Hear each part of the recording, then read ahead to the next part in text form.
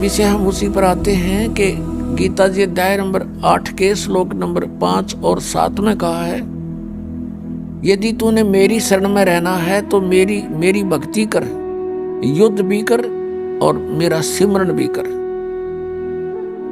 अब युद्ध से कठिन कार्य कोई नहीं हो सकता और उसमें भी मालिक को याद करने का निर्देश है।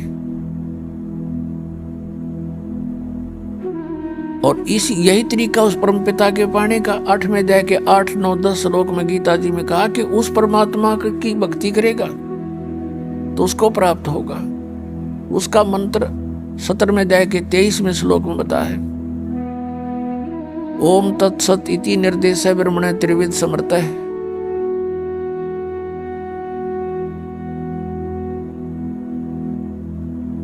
तो इस प्रकार पुण्यात्माओं, हमने अपने सदग्रंथों को आधार मान के और फिर भक्ति करनी चाहिए।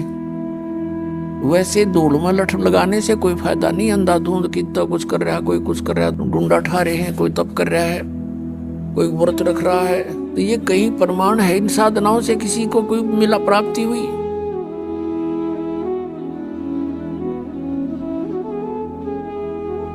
तो इस प्रकार उस सूक्ष्म वेद के अंदर परमात्मा ने बताया है, नाम उठत नाम बैठत नाम सोवत जागवे, नाम खाते नाम पीते नाम सेती लागवे। यानी नाम का सिमरण करना है। चलते फिरते उठते बैठते भोजन खाते समय भी आप सिमरण कर सकते हैं। अब जैसे किसान के पास बहुत समय होता है, खेतों में जा रहे हैं, घूम रहा है, अपना भक्ति करता जावे, पशुओं के लिए चारा लाता है तो सिमरण करता जावे आवे। यानी सिमरण में समय अधिक लगाना होगा। अन्य जैसे शॉपकीपर हैं, दुकानदार हैं, तो वो अपनी दुकान पर बैठे हैं, ग्राहक आया, उसको डील किया, उसके बाद फ्री होते ही फिर सिमरण शुरू कर दे। लेकिन मन की आदत है, काल ने ऐसा कुछ हमारे अंदर प्रेरणा कर रखी है कि भक्ति ना करके बाकी कुछ भी कर लो। और कितने डले डोलो, कति मन हार नहीं मानता। एक समय किसी व्यक्ति को किसी उसके गुरु ने बताया कि तू जाप करवा दे, इतने जाप करवा दे, किसी मंत्र दे दिया श्लोक सा। तो उसके लिए उसने कोई और ब्राह्मण तो मिले को नहीं,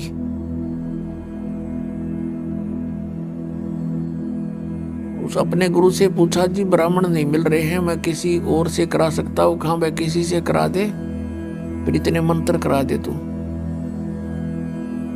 वो गया वहां पर लेबर चौक पे, लेबर चौक पर 2 व्यक्तियों से कहा, भी ऐसे ऐसे काम है, आप यहाँ क्या दिहाड़ी लेते हो एक दिन की डेली?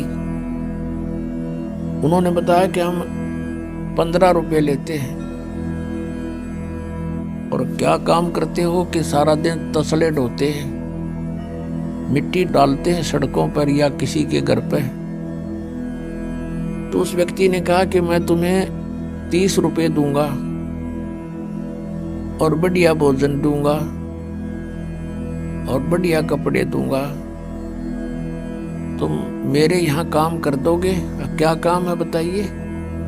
कि वहाँ एक मंत्र का जाप करना है। वो दोनों बोले ठीक है, हम कर देंगे। और भी दूसरे कहने लगे हम भी चल पड़ेंगे, हम भी चल पड़ेंगे। वो कहने लगे अभी 2 की आवश्यकता थी, ये 2 तैयार हो ही लिए। उन दोनों को ले आया,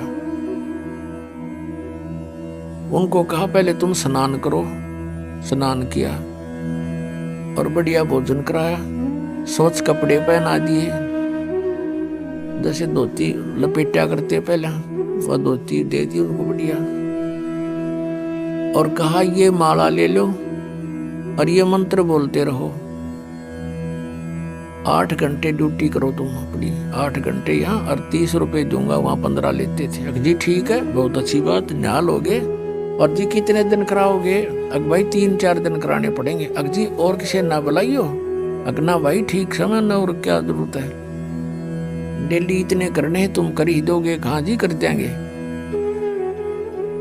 अब उसने बैठा दिया, माला देगा हाथ में। उन्होंने आधा घंटा तो करया, फिर 10-5 मिनट और करया। फिर ना सोची तरह के भैया कद बजेंगे 8 घंटे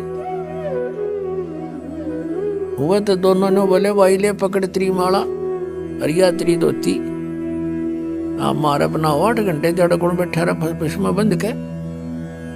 वो छोड़ के सारा सामान और पैर का अपने वो कपड़े लेबर चौक पा खड़े हुए 15 रुपया में सारा दिन वो डले डोलिए। वहां सुखता बैठ का मंत्र ना कराया गया। इस मन की इतनी गंदी आदत है। एक पेट के लिए आप कितनी मेहनत करते हो, पशु भी थक जाता, हमने देखा, क्योंकि दास का किसान परिवार में जन्म था। सुबह से लेकर शाम तक हाल ही हल जोतता है, उसका कोई घंटों का हिसाब नहीं। सुबह 6 बजे चला जाता, शाम ने 6 बजे छोड़ता बैलों को। और कई एक ऐसी व्यवस्था होती है, फिर चारा काट के सिर पे रख कर लाता था। बैलों को तो छोड़ देता था, वो अपना चारा चरते थे और वो हाथ से उनकी चारा काटता था और फिर उनके लिए सारा चारा डालता था। फिर लेन देन जो घर का उसको करता है, पशु से भी ज्यादा कार्य करता है एक पेट के लिए इंसान, और एक भगवान के लिए 10 मिनट नहीं निकालने देता। यो मनुष्य इतना दुश्मन है इस आत्मा का। तो पुण्यात्मा इसके जाल को समझना है अपने, और भक्ति भक्ति के हिसाब से होगी जैसे भगवान ने बता रखी, अपने मनमुखी नहीं करनी। अब जैसे कावड़ लेने जाते हैं बड़ी श्रद्धालु आत्मा है, वहां से लेकर वहां तक पैदल जाते हैं, कई बार तो पैदल आते हैं और पैरों में छाले पड़ जाते हैं, पट्टी बांध बांध कर और चलते ही रहते हैं। और उन नैनों कह दे तू ये एक मंत्र की माला फेर दे छोड़ के चलो, इतना लंबा मंत्र 108 मंत्र क्यों करोगे। शुरू में शटराई करने लग जाता है ये मन, इतना वो है ये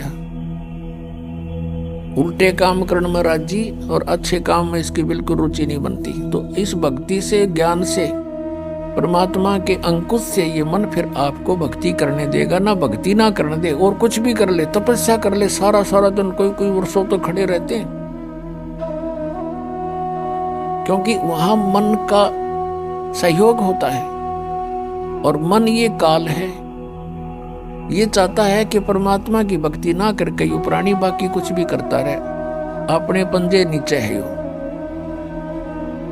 पेट पलनियां चलते हैं, उन इस दामों पर जाते हैं, पेट के पल ऐसे आगे निशान लगा दिया, फिर वहां पहुंच गए, उठकर फिर निशान लगा दिया। यानी इस तरह की क्रियाएं कितनी कर ले, नो प्रॉब्लम, नो ऑब्जेक्शन। और माला के 108 मंत्र ने होगा 6 ऑब्जेक्शन। एक माला पूरी नहीं करने दे, इतने पता नहीं कहाँ कहाँ सोचेगा, चल वहां चलते हैं, वो काम था, फलाना था, फिर कर लेंगे, चल छोड़ इसको, फिर क्या था, फिर पता नहीं कहाँ कोई और समस्या आ जा। तो कहने का भाव ये है कि जो क्रिया है वो बिल्कुल आसान है, लेकिन हम उस दूसरी साधनाओं में घने रंगे। अब उस रंग को कति छोड़ना पड़ेगा। वो साधना आप जो पहले किसी तरीके से भी करते थे वो नहीं करनी है।